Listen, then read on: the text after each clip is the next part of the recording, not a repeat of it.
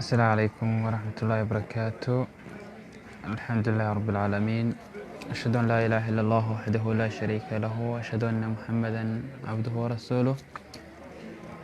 أصحابta soo dhawaada dhammaantiin. caawa macalinka life soo galay, soo dhawaada. waxaa la sii sheergalaya asxaabta inta leegtihiin. macalinka malaaba markii horeysay oo life soo galo, soo dhawaada. hala soo wada galo, hala sii sheergalay insha allah. وعليكم السلام ورحمة الله وبركاته. فاذا بشير soo dhawaada. caawa waxaan isaga sheekeynaa barashada qur-aanka.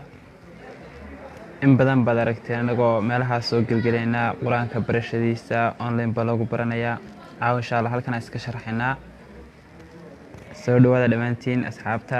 hala soo dhawaado, hala sheer gareeyo, sii gudbiya insha allah. dhammaan asxaabta, qof kasta oo u baahan inuu qur-aanka ku barto online meel kastaba caalamka ka joogo, insha allah lambarkiisa hoos buu noogu soo qori doonaa, ama lambarka halkaa ku soo qornay whatsapp, fiberka, skype-ka ayaad nagala soo xiriiri doontaan insha allah.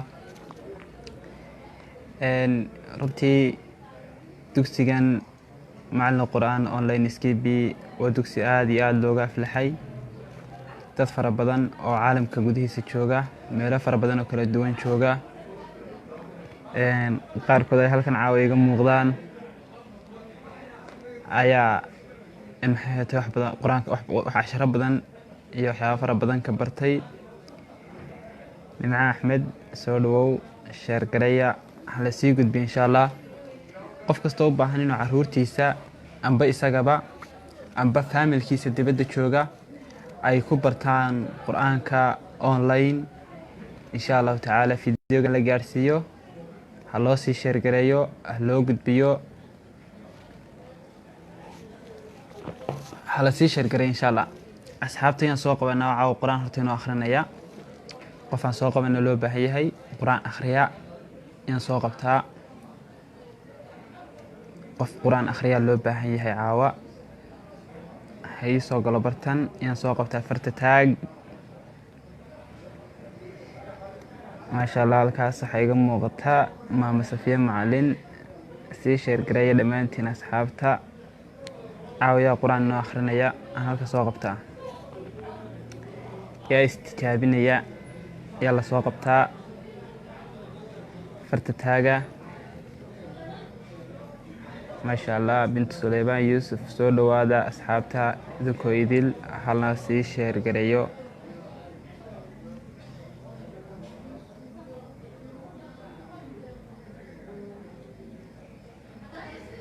barashada qur-aanku waa wax aad iyo aada u wanaagsan.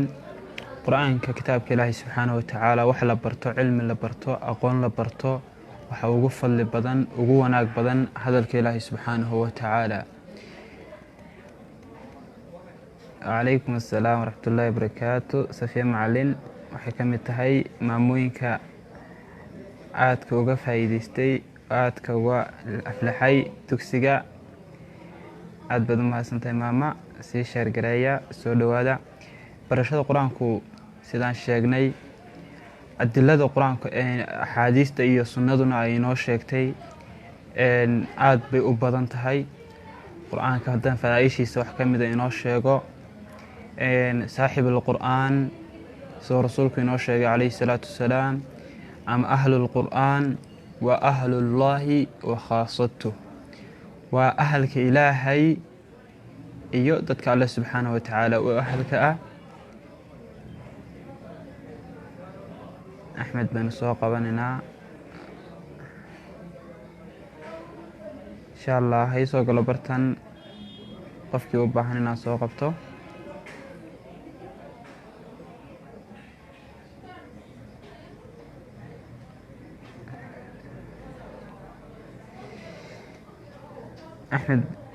axmed maxamed khaliif waa ku soo qaban lahayba,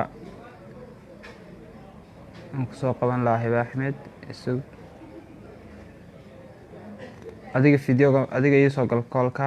axmed adiga koolka ii soo gal, isoo wac adiga video koolka mar igu soo noqo. oo ku soo qabanaya igu soo noqo. axmed maxay hal mar igu soo noqo please video callka waa ku soo qabanayaa.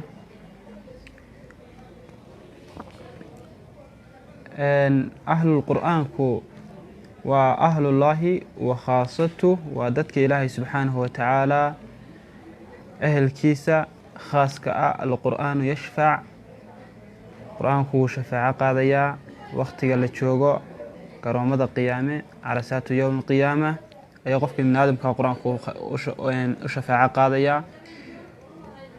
fadligaas iyo wanagaas ayuuna leeyahay qur-aanku.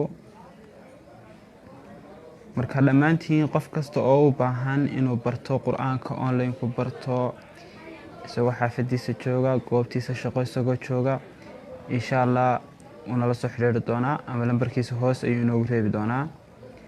waxaa lasii sheergareeyo dhammaantiin.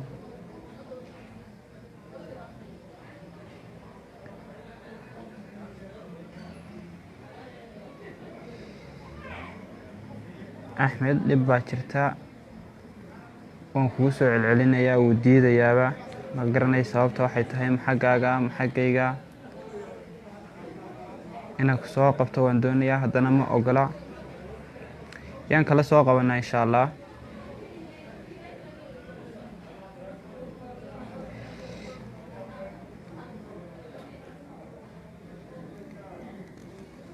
yaan soo qabanaa. qofkii u baahan in lasoo qabto farta ha taago.